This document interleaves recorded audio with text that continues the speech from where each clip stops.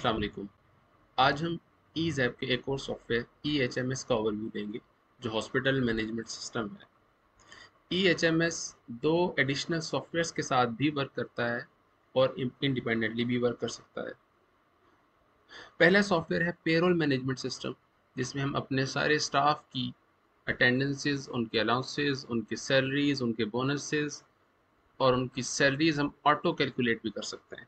जो कि biometric payroll management system है। और स्टाफ अपना चेक इन चेकआउट बायोमेट्रिक या फेस रिकग्निशन या अपने कार्ड्स के साथ अपनी अटेंडेंस मार्क करके सिस्टम को नोटिफाई कर सकता है। इसी तरह से second software pharmacy management system, जो कि बहुत सारे हॉस्पिटल्स में अलाइंड फार्मेसी होती है और वहाँ फार्मेसी की इन्वेंट्री और अकाउंट्स को मैनेज करने के लिए सॉफ्टवेयर यूज़ किए जाते हैं। तो EHMS अपने दोनों सॉफ्टवेयर्स ई पे जो कि पेरोल मैनेजमेंट सिस्टम है और ई फार्मा जो कि फार्मेसी मैनेजमेंट सिस्टम है, इन दोनों सॉफ्टवेयर्स के साथ एडिशनली वर्क कर सकता है। तो EHMS में हमारे पास टॉप पर मेन्यूज गिवन है, जहां से हम अपनी सेटअप में अपनी तमाम चीज़ों को क्रिएट कर सकते हैं, जिनमें हमारे अकाउंट्स हैं, जिनमें हमारे हॉस्पिटल के रूम्स हैं और रूम की कैटेगरीज हैं और कितने डिपार्टमेंट्स हैं हमारे हॉस्पिटल में और हमारे पास कौन से डॉक्टर्स वर्क करते हैं, उनकी क्या प्रोफाइल है, कितने लैब टेस्ट हमारे पास हैं और इसी तरीके से नंबर ऑफ यूज़र्स भी हम EHMS में क्रिएट कर सकते हैं। इसी तरीके से सेकंड मेन्यू फाइनेंस का है, जिसमें अकाउंटेंट ओवरव्यू करता है और अपने तमाम वाउचर्स की पोस्टिंग करता है, जो कि एक्सपेंस के वाउचर्स भी हो सकते हैं, प्रोक्योरमेंट भी हो सकती है, सैलरीज की इशुएंस भी हो सकती है, ये जनरल एक्सपेंसेस भी हो सकते हैं। थर्ड मेन्यू हमारे पास पेशेंट का मेन्यू है, जिसमें पेशेंट के रजिस्ट्रेशन,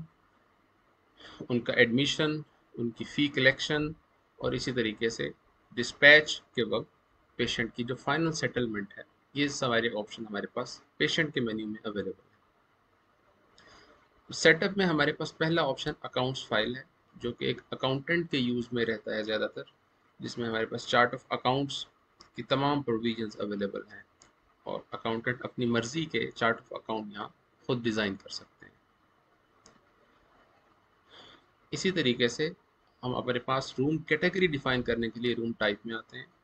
जहाँ पर हम अपना रूम एग्जेक्टिव, प्राइवेट, जनरल या कोई भी और रूम है तो उसको हम यहाँ डिफाइन कर सकते हैं और उस रूम के पर डे चार्जेस भी हम सिस्टम को यहीं पर मेंशन कर देते हैं। इसी तरीके से जितने भी डिपार्टमेंट्स हमारे पास हॉस्पिटल में हैं, हम उनको यहाँ पर क्रिएट भी कर सकते हैं। सिंपली उसका नाम टाइप करें और सेव कर दें। इसी तरीके से जो रूम है, फाइनली उसको हम यहाँ क्रिएट कर सकते हैं, किस डिपार्टमेंट में रूम है और उस रूम की टाइप क्या है वो भी हमको डिफाइन कर सकते हैं, उसके चार्जेस क्या हैं और इसी तरीके से उस रूम के अगर नर्सिंग चार्जेस हैं तो वो भी सिस्टम को यहीं पर बताए जा सकते हैं। नेक्स्ट हमारे पास डॉक्टर्स प्रोफाइल है, जिसमें हम अपने डॉक्टर्स की डिटेल यहाँ दे सकते हैं, उनकी स्पेशलाइजेशन क्या है, वो किस डिपार्टमेंट में होते हैं, उनकी कॉन्टैक्ट डिटेल क्या है, उन्होंने कब ज्वाइन किया हमें, उनकी कंसल्टेंसी फ़ी क्या है और इसी तरीके से अगर कोई हॉस्पिटल्स डॉक्टर्स के साथ इन परसेंटेज वर्क कर रहे होते हैं तो उनकी परसेंटेज रेशो भी हम यहाँ मेंशन कर सकते हैं। इसी तरीके से अगर डॉक्टर्स मल्टीपल शिफ्ट्स में सर्व करते हैं तो उनका पूरा स्केड्यूल भी हम यहाँ पर अप्लाई शिफ्ट स्केड्यूल के अंदर डिफाइन कर सकते हैं। नेक्स्ट हमारे पास मेन्यू पेशेंट का है, जिसमें हम पेशेंट को रजिस्टर करने के लिए पेशेंट रजिस्ट्रेशन पर क्लिक करते हैं। जनरल या लैब टेस्ट की रजिस्ट्रेशन के लिए पेशेंट का नाम टाइप किया जाता है, पेशेंट की एज, इसी तरीके से पेशेंट का CNIC, उनका एड्रेस, कॉन्टैक्ट नंबर, उनका ब्लड प्रेशर मेजर किया जाता है, टेम्परेचर क्या है, वेट क्या है, FBS, RBS और फिर token by default general token है और किस डॉक्टर को हम असाइन करने जा रहे हैं, जस्ट हम उस डॉक्टर को सिलेक्ट करते हैं और उनकी जो फीस है वो हमारे पास कैलकुलेट होकर नीचे आ जाती है और हम जस्ट Ctrl+S ये सेव करते हैं तो हमारे पास टोकन जनरेट हो जाता है। इसमें पेशेंट की डिटेल, उनका टाइम और किस डॉक्टर की तरफ रेफर किया गया, ये सारी डिटेल पेशेंट को हैंड ओवर कर दी जाती है। इसी तरीके से दोबारा अगर वही पेशेंट डॉक्टर उसको रिकमेंड करता है कि आप अपना लैब टेस्ट करवा लें और वो पेशेंट दोबारा काउंटर पर आता है, तो हम अपने पास एग्जिस्टिंग टोकन में जाते हैं और यहाँ पर जो भी उसके पास रिसीट अवेलेबल है उस पर टोकन नंबर भी मेंशन होगा, हम वो टोकन नंबर टाइप करके टोकन डिटेल गेट करेंगे तो वही पेशेंट हमारे पास वापस आ जाएगा। अब हमें टोकन टाइप जनरल की बजाय लैब टेस्ट करनी होगी और जो भी लैब टेस्ट हमारे पास अवेलेबल हैं वो हम यहाँ से सिलेक्ट करेंगे और उसको ऐड कर देंगे। ऐसा करने से उस अल्ट्रासाउंड की जो भी फ़ी है वो हमारे पास नीचे कैलकुलेट हो गई और हम कंसेशन देना चाहें तो कंसेशन देकर अपना लैब टेस्ट का टोकन भी जनरेट कर देंगे। इसी तरीके से अगर हमारे पास पेशेंट एडमिशन के लिए आता है, पेशेंट को एडमिट करना पड़ जाता है, डॉक्टर रेफ़र करते हैं, तो पेशेंट एडमिशन के लिए पेशेंट एडमिशन के टैब में आया जाएगा और यहाँ हम एग्जिस्टिंग टोकन को भी कॉल कर सकते हैं, जस्ट लाइक टोकन नंबर 2।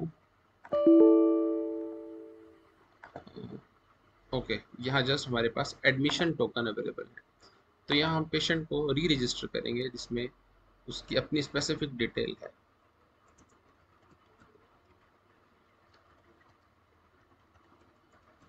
इकराम, एज और इन सारी डिटेल्स को फिलअप करने के बाद अब हमारे पास एडमिशन की दो टाइप्स हैं जिनमें बुक पेशेंट्स हैं और नॉन बुक्ड हैं। बुक पेशेंट वो हैं जो कि प्री बुकिंग करवाने के बाद हमारे पास आते हैं और उनकी हमारे पास फिक्स चार्जेस हैं, जबकि नॉन बुक पेशेंट वो हैं जो हमारे पास प्री बुकिंग नहीं करवाते लेकिन उनके लैब टेस्ट, उनकी मेडिसिन्स, इनके बिल्स एक्यूमुलेट होते हैं और at the time of dispatch जब वो जा रहे होते हैं उस वक्त वो अपनी कंप्लीट फ़ी जो है वो काउंटर पर डिपॉजिट करवाते हैं। तो हम जिस टाइप का भी एडमिशन अपने पास करने जा रहे हैं उस स्पेसिफिक टाइप को सिलेक्ट करेंगे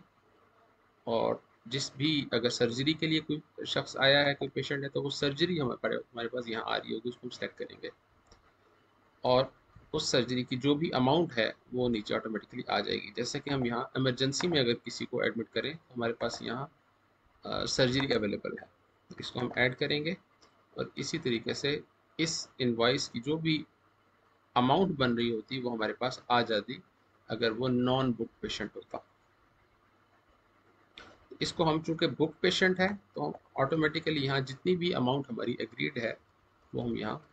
पुट करते हैं। कोई कंसेशन है या कुछ एडवांस देना चाह रहा है पेशेंट तो वो हम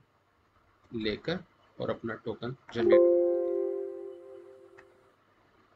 ये बुक एडमिशन हमारे पास हो चुका है इस रूम में और इस डिपार्टमेंट में, और कंसल्टेंट कौन होंगे और कितनी पेमेंट इन्होंने हमें कर दी। इसी तरीके से अगर फिर कोई लैब टेस्ट दिया जाता है तो हम दोबारा उस टोकन का एग्जिस्टिंग टोकन पुट करेंगे, एडमिशन टोकन जो भी था, और हम उसकी डिटेल गेट करेंगे और यहाँ से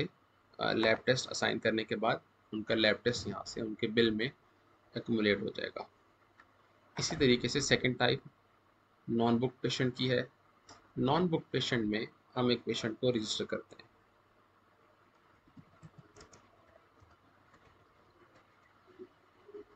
नॉन बुक में हम यहाँ एस्टिमेट भी कर सकते हैं कि चार्जेस एस्टिमेशन क्या होंगे अगर ये 3 डेज स्टे करते हैं हमारे पास और इस रूम में करते हैं, उनकी एक एस्टिमेशन चार्जेस क्या होंगे। इसके बाद इस इनवॉइस को पोस्ट कर दिया जाएगा। तो इस तरीके से हमारा नॉन बुक पेशेंट भी सिस्टम में एडमिट हो जाएगा। अगर किसी भी वक्त कोई पेशेंट आकर अपनी कुछ पेमेंट डिपॉजिट करवाना चाहे तो हमारे पास कैश कलेक्शन का ऑप्शन अवेलेबल है, जिसमें वो पेशेंट आ रहे होते हैं जिनको हमने सिस्टम में इनपुट किया है और वो अभी तक हॉस्पिटल में एडमिट है।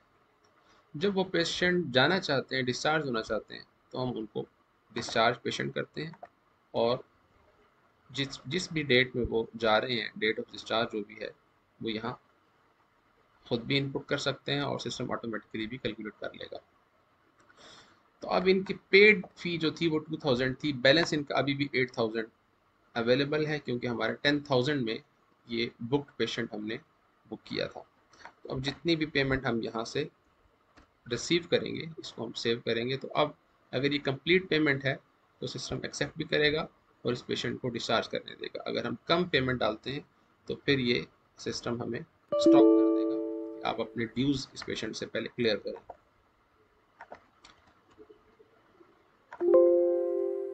अब ये पेशेंट जो कि अपनी तमाम फ़ी दे चुका है, अब ये पेशेंट यहाँ से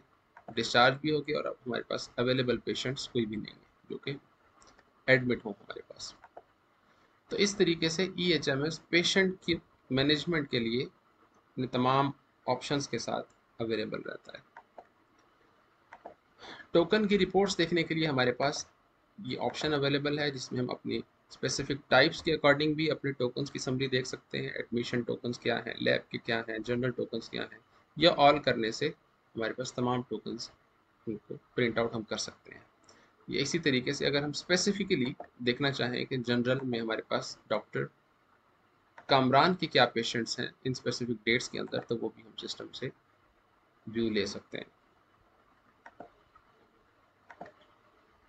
इसी तरीके से जो डॉक्टर्स हॉस्पिटल के साथ ऑन परसेंट वर्क करते हैं, तो उन्होंने जितने पेशेंट्स भी सर्व किए हुए होते हैं, तो एज पर परसेंटेज उनकी जो भी इनकम बन रही होती है वो रिपोर्ट्स में बॉटम पर हमारे पास अवेलेबल होती है। सिमिलरली फाइनेंस मॉड्यूल, जिसमें हम कंप्लीट अकाउंटिंग को मैनेज कर सकते हैं, और यहाँ credit vouchers, debit vouchers, bank credit debit vouchers, journal vouchers, cash book, ledgers, trial balances, chart of accounts, ये तमाम रिपोर्ट्स अवेलेबल हैं जिसको एक अकाउंटेंट भी इजीली यूज़ कर सकता है और एक लेमैन भी इजीली अपने एक्सपेंसेस को और अपनी जितनी भी कलेक्शन हैं उनको मैनेज कर सकता है। अगर हम अपने पास कैश बुक की तरफ चले जाएं, तो कैश बुक में हमारे पास पेमेंट का इन आउट सारा हमारे पास अवेलेबल होता है। कितनी पेमेंट हमें रिसीव हुई और कितने हमने एक्सपेंसेस किए, और डेट वाइज टोटल हमारे पास रिसीट्स और पेमेंट्स, और आगे हमारे पास कैश इन हैंड का बैलेंस क्या है। इसी तरीके से बाकी तमाम फाइनेंस की रिपोर्ट्स अपने अपने पर्पस के साथ अवेलेबल हैं। ट्रायल बैलेंस में हमारे पास 3 types of trial balances available हैं, जिनमें 6 कॉलम ट्रायल भी अवेलेबल है। तो EHMS में इंडिपेंडेंट मॉड्यूल में इतना ही। अगर हम पे रोल को साथ अलाइन करते हैं, तो फिर पे रोल में अपना एक प्रॉपर फ्लो है, जिसमें जितना भी स्टाफ है उनकी सैलरीज की कैलकुलेशंस, उनके एडवांसेस, और अगर वो इंस्टॉलमेंट्स में अपने एडवांस रिटर्न करना चाहें उन अमाउंट्स को, तो वो उनकी सैलरी से ऑटो डिटेक्ट के साथ ई पे अपना रोल प्ले करता है। इसी तरीके से ई फार्मा सेकेंड सॉफ्टवेयर है जो कि फार्मेसी को भी हैंडल करता है और आपस में पेशेंट की मेडिसिन और उनकी बिलिंग को EHMS के साथ ऑटो इंटीग्रेट करता है। तो आज के लिए EHMS से इतना ही। Thank you for listening and watching. अल्लाह हाफिज़।